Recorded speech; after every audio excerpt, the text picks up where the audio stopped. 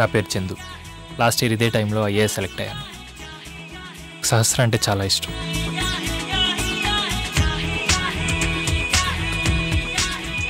నువ్వు training finish చేసి మా నాన్నని కన్విన్స్ చేసి నన్ను పెళ్లి చేసుకుంటావు అనుకున్నాను. ఈ ఐఏఎస్ని మళ్ళీ సంపాదించగలను, కానీ అమ్మ నాన్నని ఇప్పుడు కాకపోతే మళ్ళీ కలవడం కష్టం.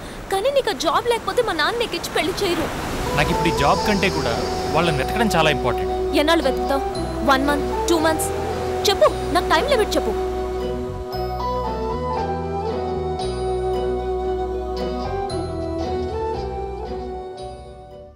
కానీ మా అమ్మని కలిసిన తర్వాత నాకేం మాట్లాడాలో తెలియదు.